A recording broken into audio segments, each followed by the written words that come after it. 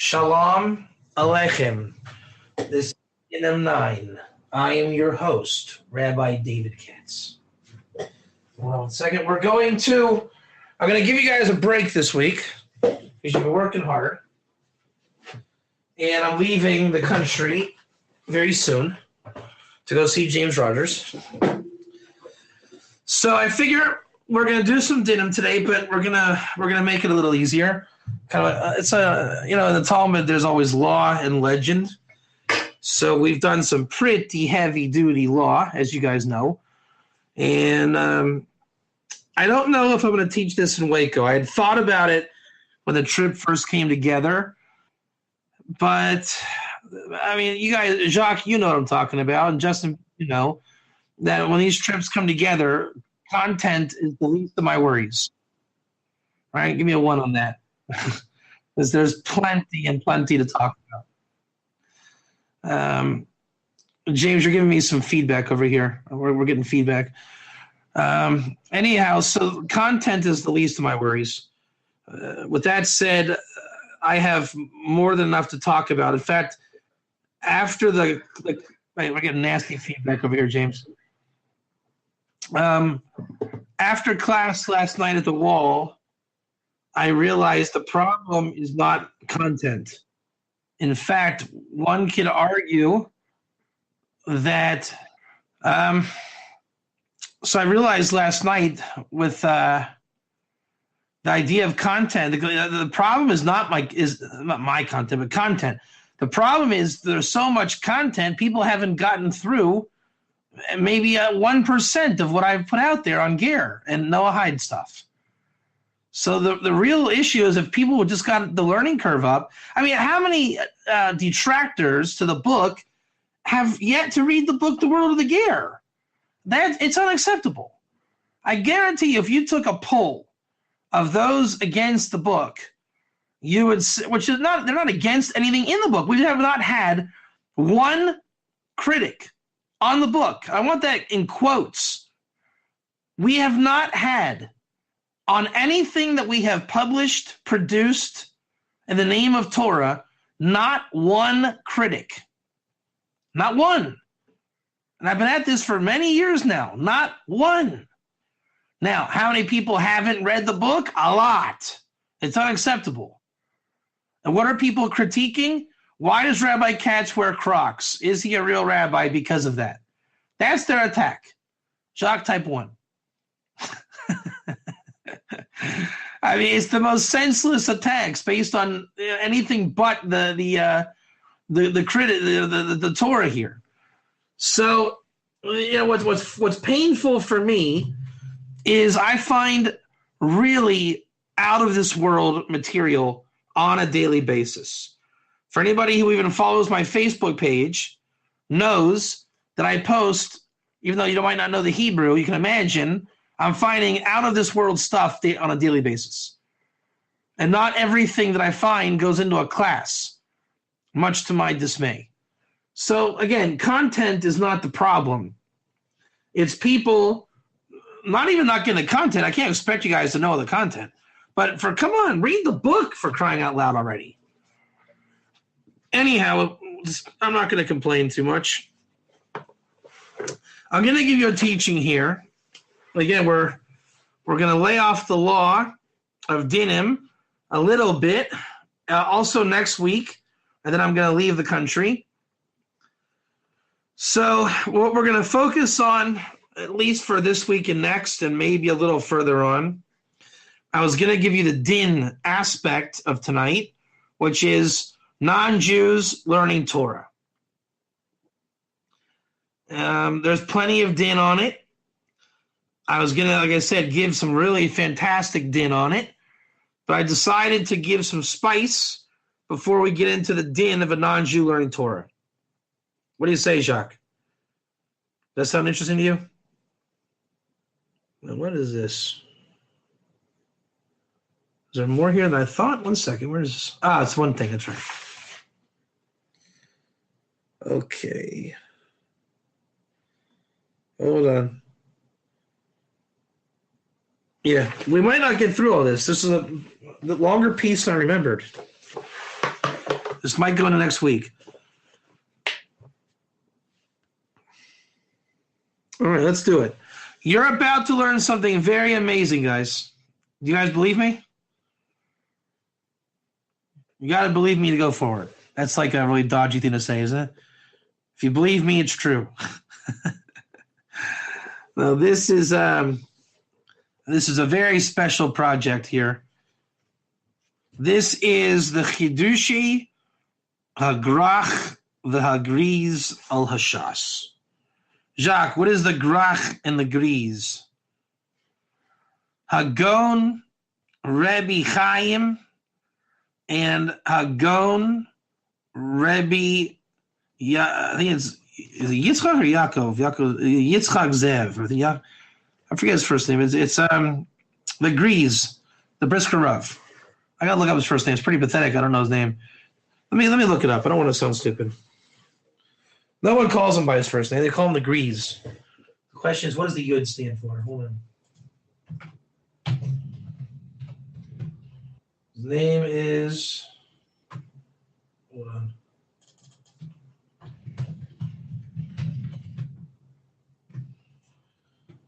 Yitzchak Zev.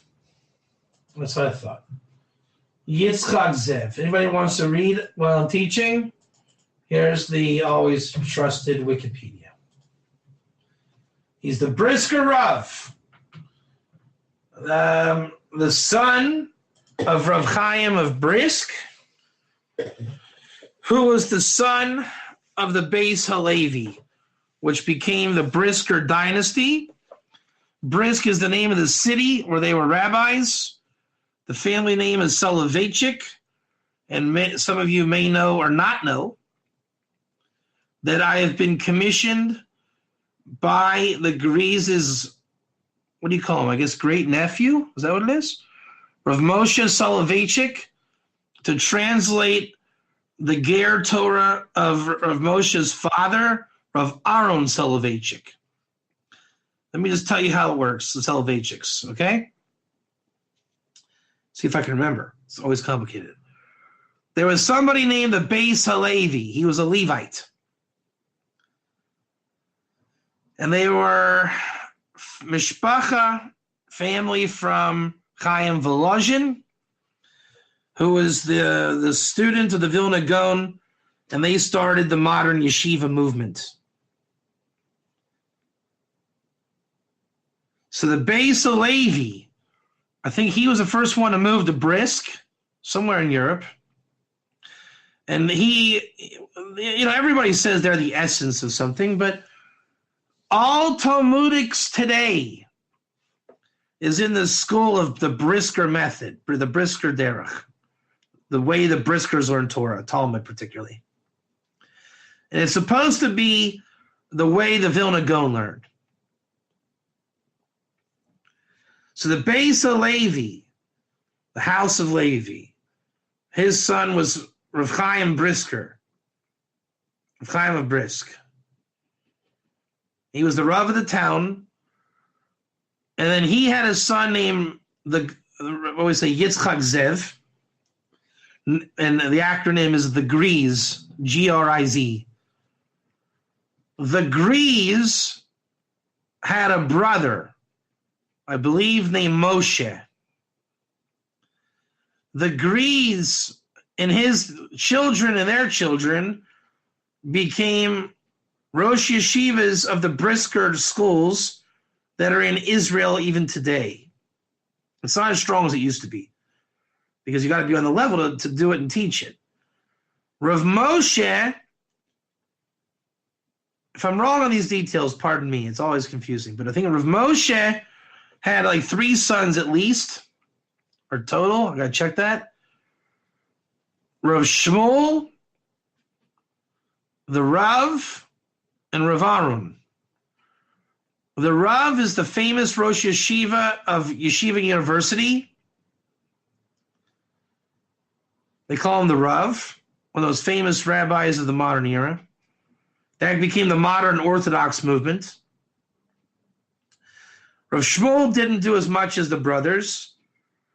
And Rav Aaron Soloveitchik founded Brisk in Chicago near James Gosnell's house. And he was a gadol. He was a major authority in Torah. And he wrote a book on ger. But I made it up, right? I invented ger. I invented it, but yet Aaron Soloveitchik wrote a book on it. Makes sense. So Rav Aaron had a son named Moshe. Moshe had a son that passed away.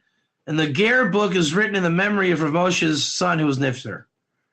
So when I was in Chicago in the conference where I met Justin B., I met Rav Moshe Soloveitchik, and that's where we met, and he approved of my work, and we agreed to translate his father's work.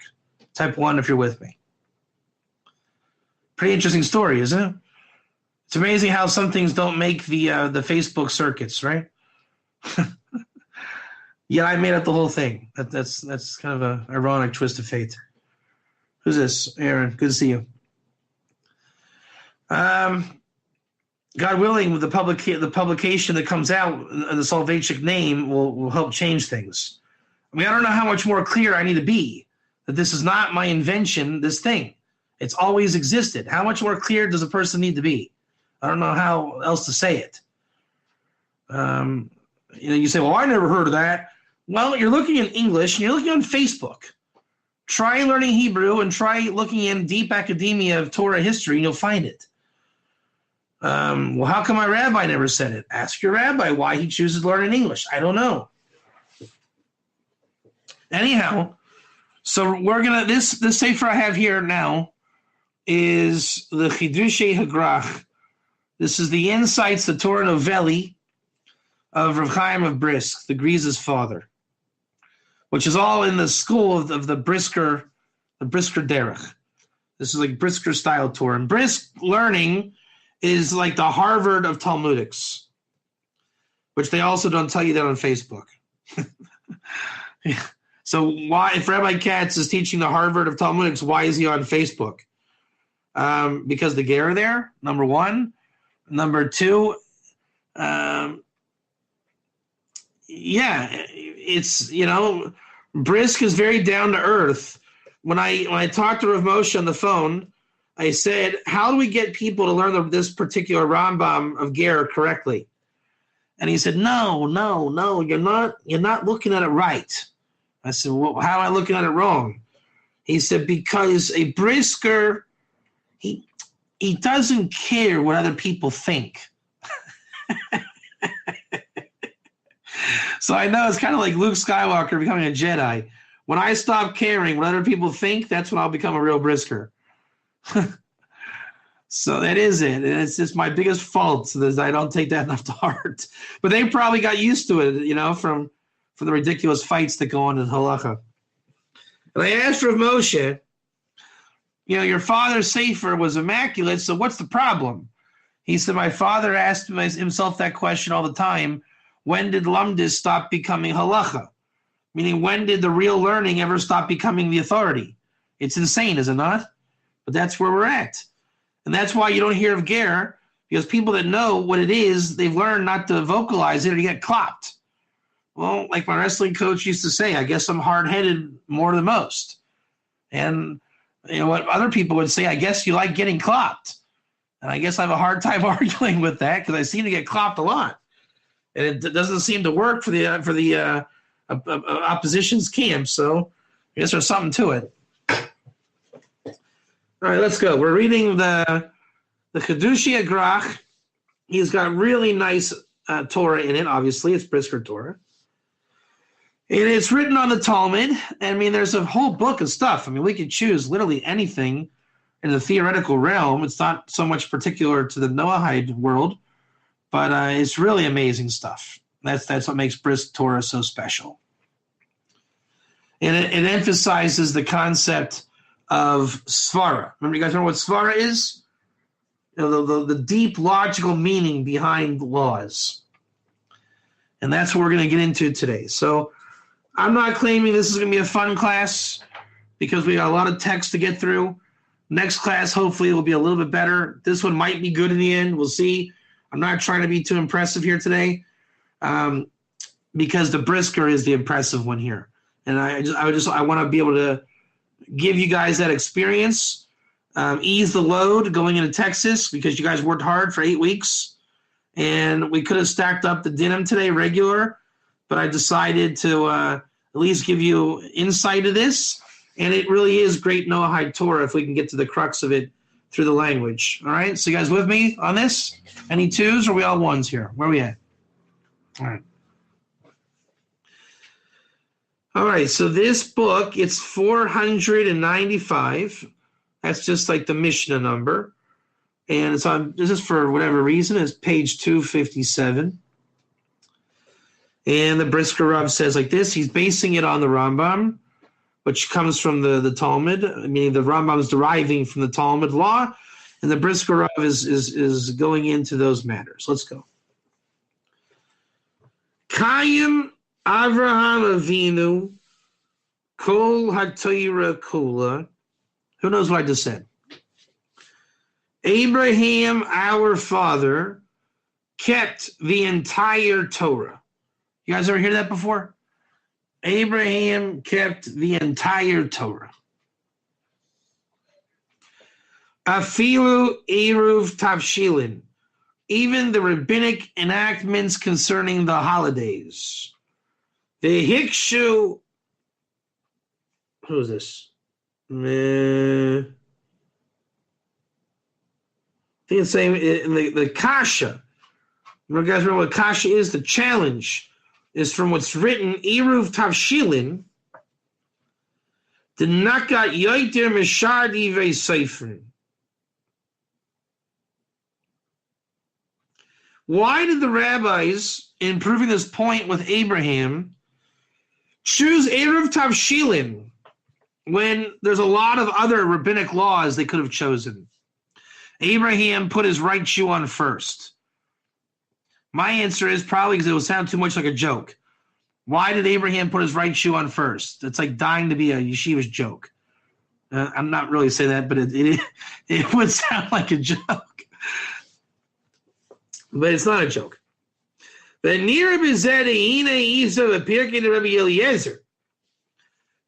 appears that this is what is brought in the midrashic work, the chapters of Rabbi Eliezer, Pirkei de Rabbi Eliezer. It's a Tanaic work from the time of the Talmud. Avraham kishenitztave al hamilu kra l'shem ben Noach l'males atzmo v'hayezeh b'yoyim ha'kippur erev Shabbos. Abraham was commanded on circumcision, and he called to his good friend, the leader of the generation. Anybody know who Abraham's good friend was? The leader of the generation? Anyone? Anyone? Bueller, hello? 1, 2, 2, 1. Anybody know? Anybody know? That's right, Justin. Shem, the son of Noach. And he circumcised Abraham himself. And this was Erev Shabbos, Yom Kippur. V'kasha v'im lo kayim az mitzvah shvisa shehari mila einu doiche Shabbos mipnei shelo hayadin shel yoim hashmini lagabe Avraham v'rak b'mago sheyesh b'yoim hashmini az doiche es ha-Shabbos v'im kein nimse shelo kayim olam avini. The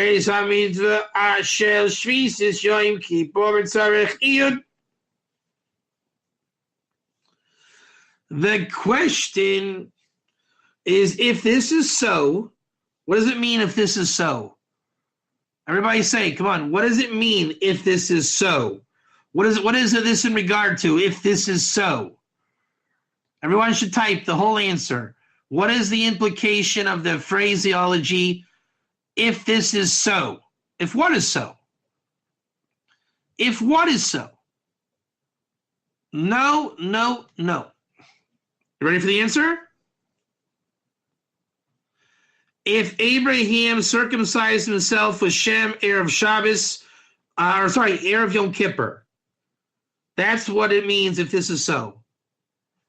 If Abraham did circumcision with Shem, Erev, Yom Kippur. Yom Kippur, Erev Shabbos. Sorry about that. Yom Kippur, Erev Shabbos. That's what it is. Okay? Lokai, then he did not keep then the commandment of resting on Shabbos. Correct? Type 1. But the answer is why. You were hesitant to type 1 because we didn't say why. Is that correct? You guys thought that? So the answer is Shahari, behold. Why? Because circumcision doesn't push off Shabbos. Because there was not a law or a din. There's your word din. Dinim. Din. Because there's not a din of the 8th day by Abraham, and only in a place that there is the din of the 8th day, then we push off Shabbos. What does that mean? Actually, this is turning into quite the Dinim class, isn't it? Don't we know and say yes to this, that the Rambam says even an Akum can circumcise themselves and enter the Ger covenant? Yes. And don't we also say in Dinim, the Rambam says, for example, that the Noahide ben Noach must perform the law according to the halacha? Is that correct? You can't just get circumcised and call it circumcision. It's got to be real. Otherwise, the Arabs would all be Gerim, and they're not. Their circumcision's not kosher because they didn't do it with any proper intention. So there's a concept called Doche Shabbos. You guys know what it means, Doche Shabbos?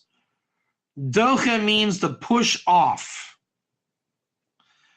So, for example, Jacques, if I was, God forbid, deathly ill on Shabbos, can you come to my house and kill a cow for me and feed me a great steak so I come back to life and not die?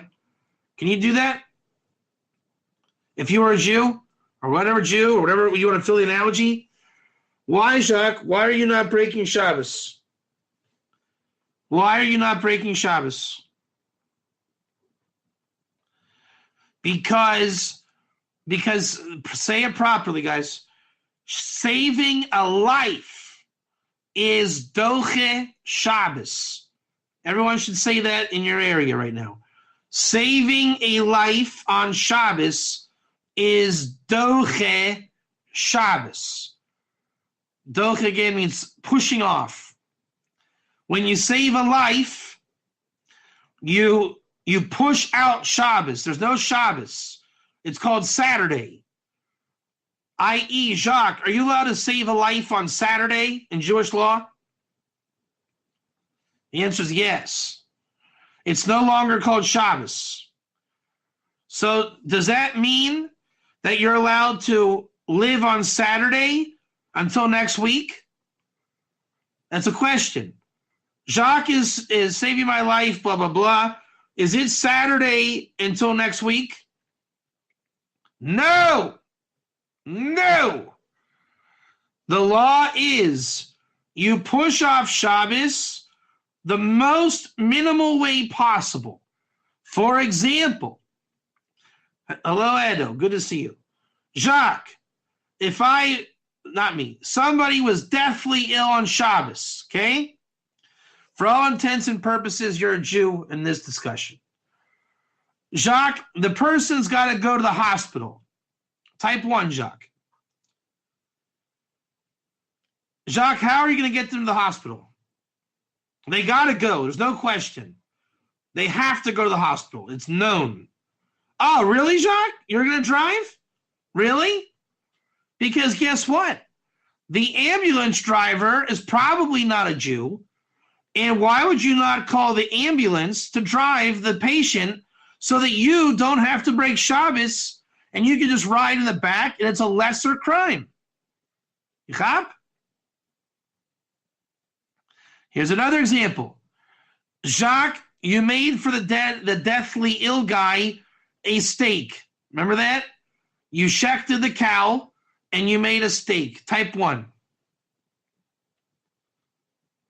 So does that mean now you can make a whole meal? You can go and just break Shabbos and make all kinds of food? No. So the law is you break Shabbos in the most minimal way possible. Okay? So now, in Jewish law, you're allowed to break Shabbos for circumcision. So if I was born 8 days ago and my circumcision falls out on Shabbos, can the circumciser, the moil, can he break Shabbos for my ceremony? Everybody, type 1. Hello? Jacques, should the circumcising moil, should he drive to my house on Saturday? Should he drive to my house? Well, then how's he going to do it? How's he going to do it if not drive to my house on Saturday?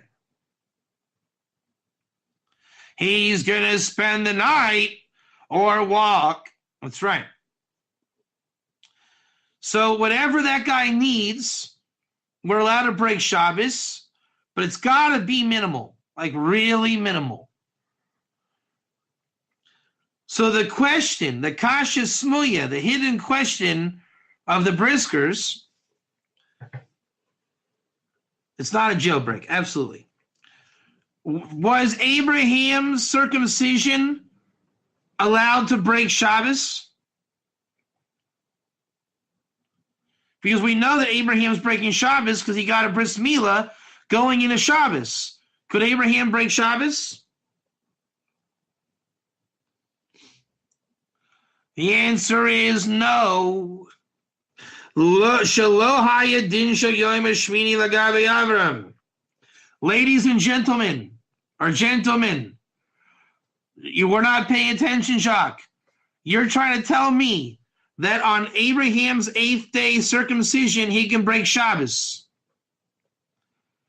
That's one answer, James Rogers. What's the bigger, amazing answer? Come on. This is a really, really creative answer. Jacques, you got it? Why not? Oh, man, come on. Aaron, you're almost there. Why not? Why not, Aaron? Come on. You get almost there. You're getting this. I believe in you. Why not, Jacques? Read what Aaron wrote. Why not? Edo, why not? We already said James said that. There's another bigger answer. There's a better answer. You're going to smack your hands on your forehead when I tell you the answer. You want the answer? You guys want the answer? Rabbi Sai, was Abraham 8 days old when he got circumcised? Aha. You got to love that answer. You got to love it. My friends, that is Brisker Torah. If I never said another word again, you just got Brisker Torah. Do you cop that? How amazing is that? It's sublime. Abraham was 99 years old. He was not 8 days old. You push off Shabbos for the din of the 8th day. So this is called what? The Torah of the Iker. Shelo haya din shel yoim hashmini lagabe Avram. There was no din of the 8th day by Avraham. You caught the words I'm saying? There was no din. Din. Class is dinim. So again, we would say the Jewish people have a din of an 8-day-old baby, 8-day-old baby. And there's a din of the 8th day. We can even phrase the question, does an akum who circumcises his baby have a din of the 8th day? The answer is no. Now, where do we learn that din from, James Rogers? Where do we learn the din of the Akum on an Akum baby? Where do we learn the din when the Jewish people have a din of the 8th day? Where do we learn the law for the Akum?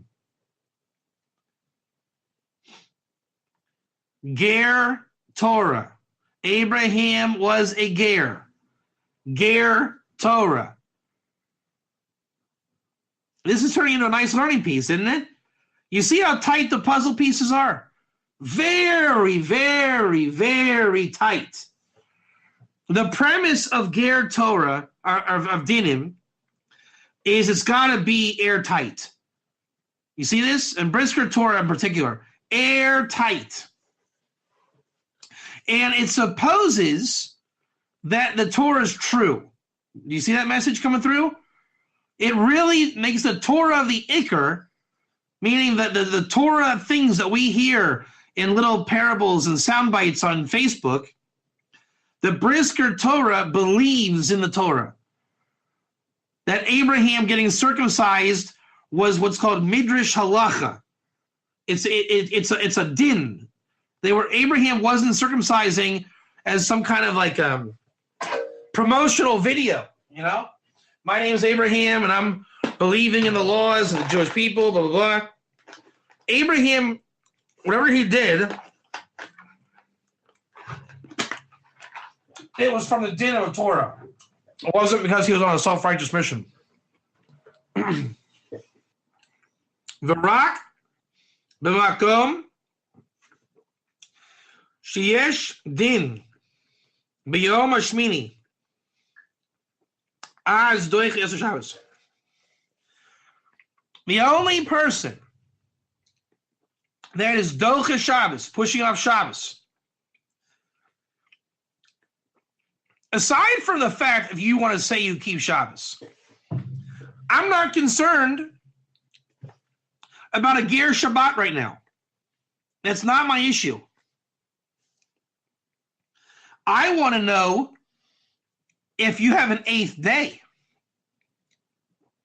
So you're presupposing that you have a Shabbos to keep. I'm not saying you do. I'm not saying you don't. I want to know, do you have an 8th day? Abraham didn't have an 8th day. Ve'im ken nimse shelo kaimar mavinu es a mitzvah shel shvisis Yom Kippur. And if so, it comes out that Abraham didn't keep the mitzvah of Shabbos, Yom Kippur, and Sorachim. So now, if Abraham would have been Docha Shabbos, Jacques, that means we can imagine on Saturday, Abraham was making a cup of coffee, type 1. So when we look at Abraham's life, we would not know if he kept Shabbos, would we? We see him drinking a cup of coffee. He's watching TV, right? He's making bread. He's looking like it's Saturday. It's not Shabbos. It's Saturday for Abraham because he got circumcised on that time, correct? So I wouldn't know if Abraham kept Shabbos or not. I'll give you a better example. If you guys came to my home on Saturday and you saw me making bread and watching TV, could you prove that I don't keep Shabbos as far as the analogy goes? No, you can't.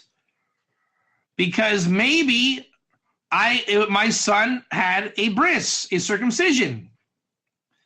And we pushed off Shabbos for my son's circumcision. So you cannot make any judgments against me. If you see me, I'm making the analogy ridiculous. I'm aware of that. But if you see me breaking Shabbos, you have to know what you're looking for. Don't just see if I'm breaking Shabbos. You would say, Wow, Rav Katz, I noticed you watching the Chicago Bears game or whatever, the Ohio State Buckeyes game. Is it because your son's circumcision's today? And I would say, yes, Jacques, thank you for judging me favorably. It, in fact, is my son's circumcision. And I was just watching the Ohio State football game because they had a special broadcast about how to circumcise babies today. What a coincidence. My lucky day. The point is, if you saw me breaking Shabbos, you don't know why I'm breaking Shabbos. It could be I was saving a life. Someone was sick. Now, obviously, judgment goes a long way. If I'm watching a football game, I'm obviously breaking Shabbos. But with Abraham, what we're saying is, if he's breaking Shabbos, we lost our grounds to know if Abraham actually would have kept Shabbos or not. You understand? You see the logic? That logic is called wisdom. If you ever wanted to know what is Rabbi Katz on about when he uses the word chachma or wisdom, that is a great example.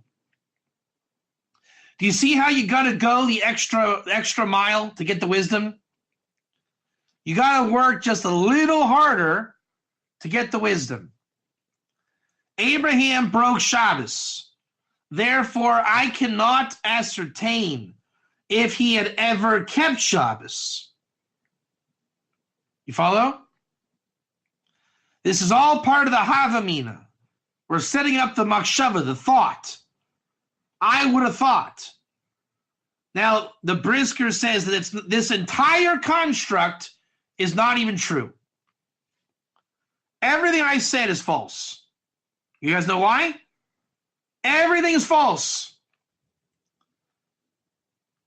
Because Abraham was not 8 days old. Therefore, Abraham had no reason to break Shabbos.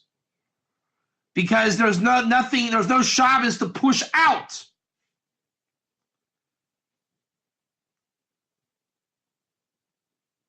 That's like saying married men can buy high heels for their wives. An unmarried man who claims to buy high heels but is not married, does that work logically?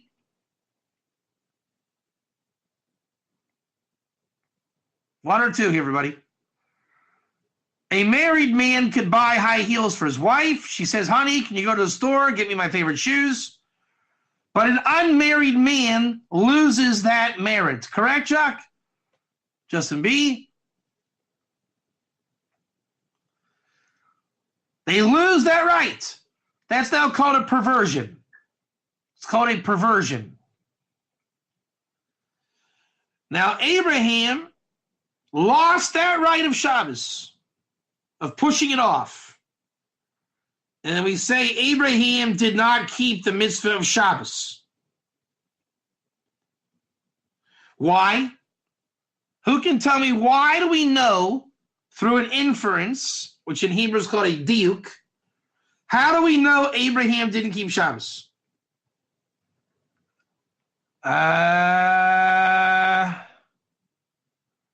That's a rough way of saying it. I try to say it a little better. You're going right to the answer, but you're not. Remember the purpose of Dinim class, James Rogers.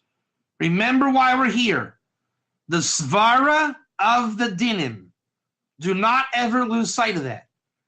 We are always taking the long route to find the svara of the Dinim. So when I ask the question, how do we know Abraham didn't keep Shabbos? What's the svara of that question? Svara of the Dinim. The logic of the din. We don't want to say the divine code yes and no. The answer is, if Abraham would have kept Shabbos,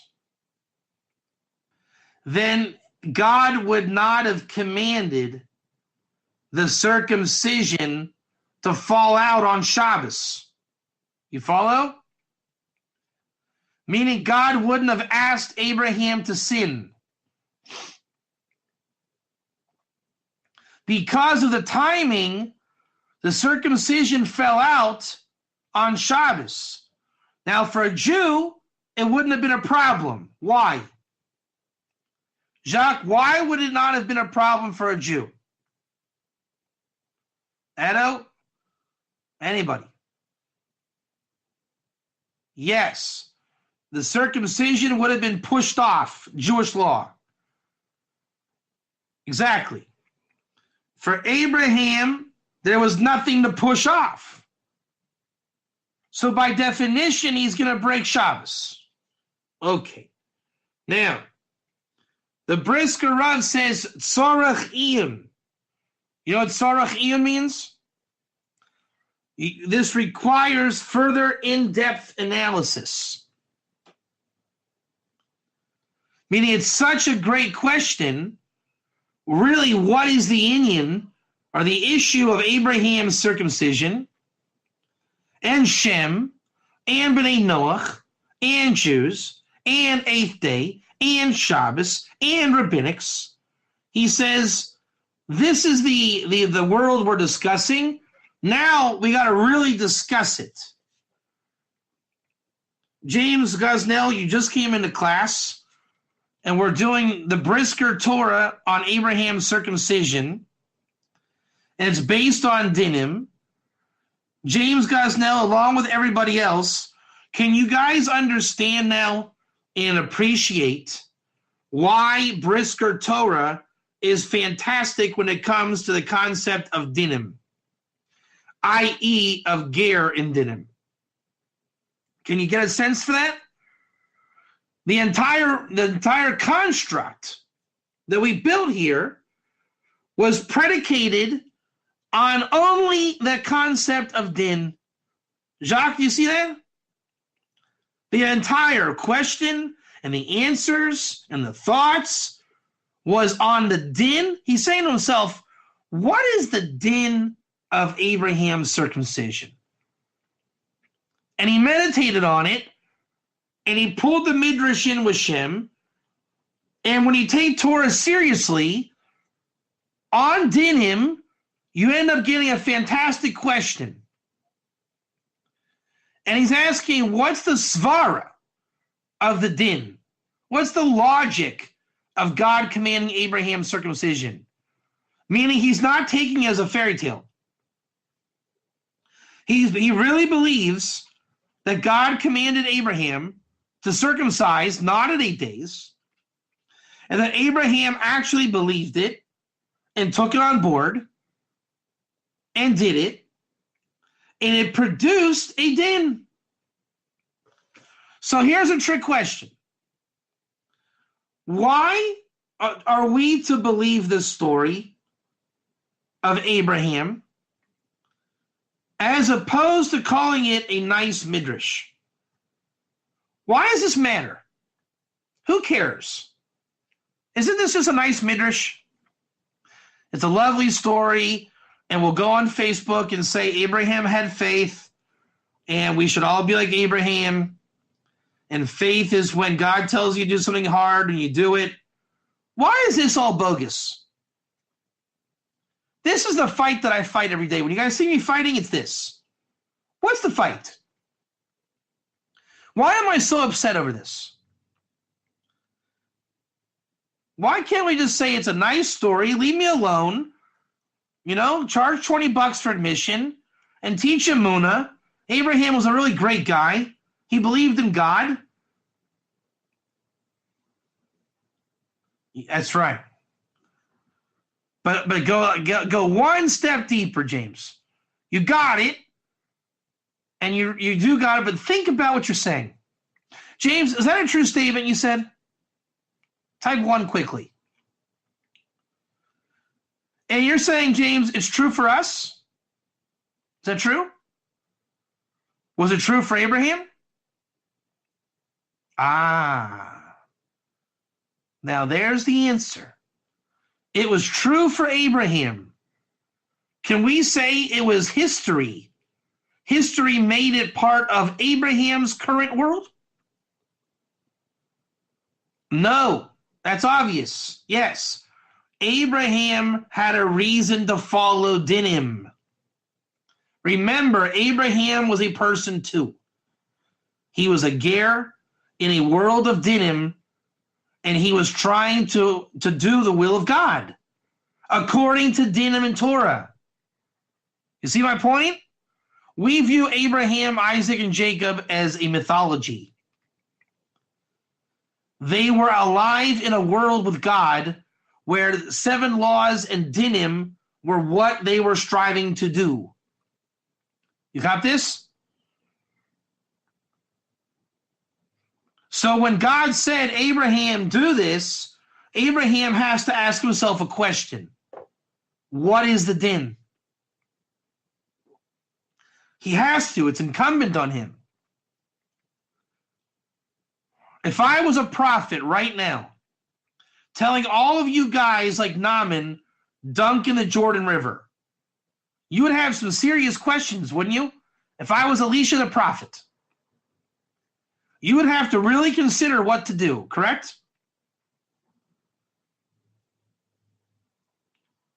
Abraham received the prophecy as well. You would have to. Yeah. Abraham received a divine revelation.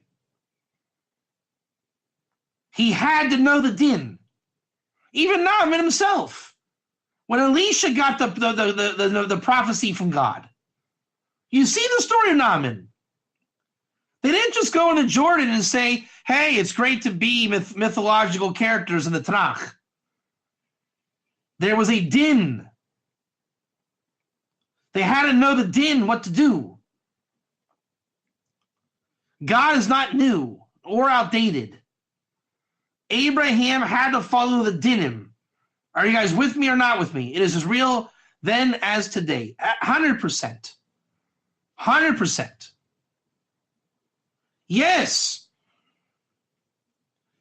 I'm a little bit queasy the word halacha. It was definitely the dinim. What do you mean who? Is that how or who? Elisha the prophet. Remember, Elisha, a prophet, knows the Torah. Elisha. He worked very closely with Elisha. 100%. 100%. And the commentaries in the Mikras Gedolos talk about those specifics that Naaman got from Elisha. That's the whole deal of Elisha and Naaman. Sometime remind me, we should go over the Mikras Gedolos on Elisha and Naaman. That's right. 100%. We got that from the women's class. So now do you understand how amazing the Brisker's question is? You see my point? It's real. Dinim are real. And Abraham knew it was real. Today, it doesn't require a prophet because we have the Torah. So now, when we want to do dinim, we go into the Torah. Back then, it was revelation. Remember, it was pre-Sinai. God expected you to get prophetic revelation. When you had Shem in your generation, you couldn't demand anything less. Naaman had to go to Elisha because there was an Elisha. Today we request the prophet of Israel also. But how? What is our prophet of Israel today? The Torah. We have to believe in the Torah of Sinai, that it's for all of time, and we consult the Torah's wisdom, and we derive the law from the Torah. I mean, the laws are already known. All we do today as rabbis is source the law. What is a Talmud Chacham? Someone who's learned the law, but not to master it and know it. It's to be on a reference where it is found in the Torah. Sourcing. That was told to me on the day I got my smicha by Razal Menachem Goldberg. A rabbi today is someone who knows where it is written in the Torah. And then what do? You go to where it's written and you learn it. So that the prophecy doesn't come from the rabbi, it comes from the prophetic revelation of Sinai. Alavai, if we had prophecy, it would only help. but it's not the prerequisite. If you want to say, then why do we need Elisha? That was after Sinai, because in the times of Elisha, there still were prophets. Today, the rabbi is a substitute. It's not an equal or good substitute, but the idea is the prophecy aspect comes from the Torah of Moses, whereas Elisha received a prophecy directly from God. Okay. We have a little bit more time. Let's go. You ready? Are you guys all up to speed? Anyone with a 2? Is everyone good on where we're holding in the discussion? Vehine, Makshim ha'achroinim, kemedoime ha'parshis durachim, ein kayim ovram avini Shabbos, the achronim. Anybody know when the time period of the rabbis called the achronim were? Does anybody know when the time period of the achronim were? Going once, going twice. Get a little faster on the 1s and 2s, please. Again, we'll try to remember how the rabbinic structure works. At the time of the destruction of the Second Temple was the Tanaim. That's your authors of the Mishnah. That was a 500-year period approximately. Then you had about 500 years of the Amoraim, the sages of the Talmud. Then you had about 500 years of Rishonim, your friends Rashi and Rambam. Then you had about 500 years of Achronim, your friends the Baal Shem Tov, Vilna Gaon, Chavetz Chaim, and the Lubavitcher Rebbe. It is my opinion, and I think my opinion is right, that the Achronim ended in the 21st century. Most people know that. It's not a fact today, but it's pretty much accepted. Because if you don't say that, then you have to say that Rabbi David Katz is an Achron. Do you know the problem by saying that I'm an Achron? You're saying that I'm on the same level as the Lubavitcher Rebbe, Rebbe Nachman, and the Vilna Gaon. I hate to burst your bubble. I'm not on that level. And it has nothing to do with false humility or whatever. It just means the change of the era of Tanaim, Amoraim, and Rishonim, and Achronim, the function of the rabbi changed. The function changed. James Rogers, do you follow American football? Does anybody follow American football? Can I make an analogy about American football? The quarterback of today would not perform to this standard in the 1970s against the Pittsburgh defense. Justin B, do you know why? Do you know why? Why? Because it was a different game. It was a different game. You were a big star back then by throwing for like 2,000 yards. Yeah, a lot different. Now, you could argue that Terry Bradshaw is just as good as Peyton Manning. You could argue that point. But you cannot compare the game.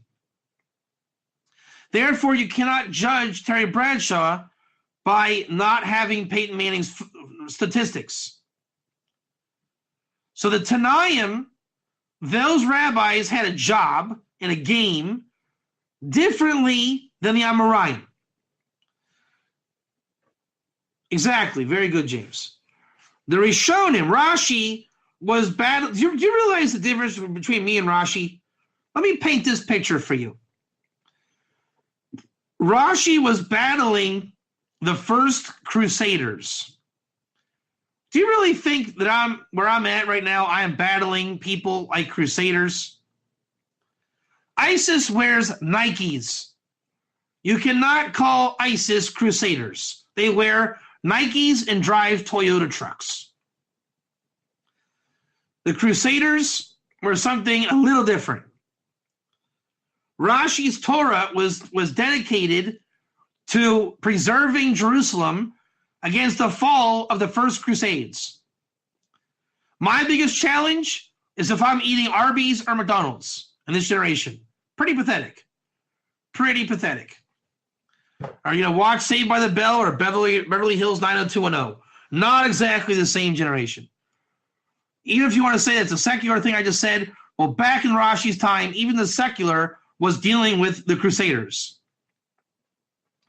So the Lubavitcher Rebbe in that generation, that Judaism is not the Judaism of today. Right? Asher Meza was not a threat to the Lubavitcher Rebbe. I can assure you of that.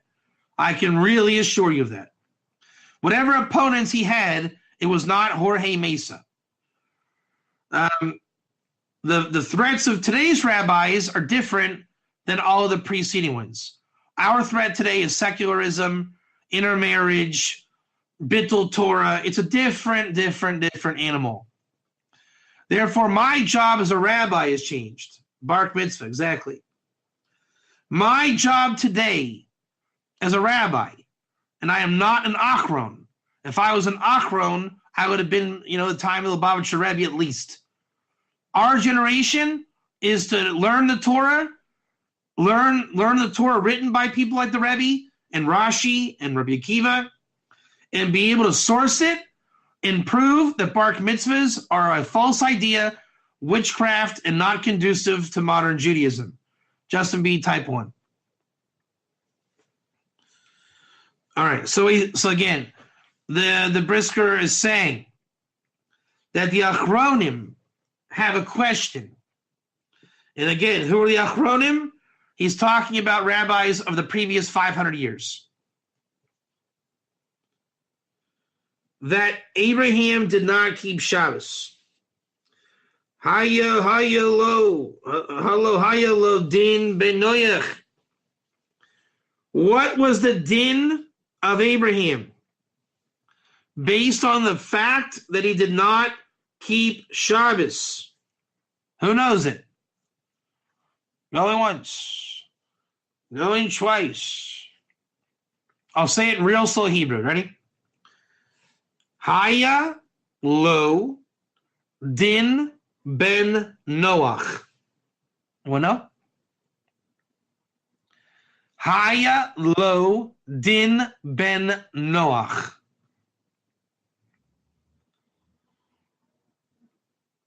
He had a din, close. He had the din of Ben Noach. Can you get that expression down? Remember, this is Dinim class. The thing about it, he had din Ben Noach. Technically, that's an English statement. That's why I'm making you think. It's technically an English statement. If we say Noahides have a seventh commandment of Dinim, and Dinim is plural for din, put it together, Abraham had a din ben Noach. Type 1 or 2. Everybody? Shock? All right. Ben Noach sheshabis chayev misa. And a Ben Noach that keeps Shabbos is chayev misa, obligated to die. Y'all know this? This is the famous party line. Uma de tirtzu, the mitzvahs tzitzis dahava masa bo lohaya mitzvah kasha al zeh daha ein zeh begeder safek elavadai dino keben Noach im gen haya muzar shalo lishvos v'tzorach ir. We want to say that he was warned not to keep Shabbos. So now, if Abraham is warned not to keep Shabbos, the question is, if he was warned to not keep Shabbos as a Ben Noach, how could it be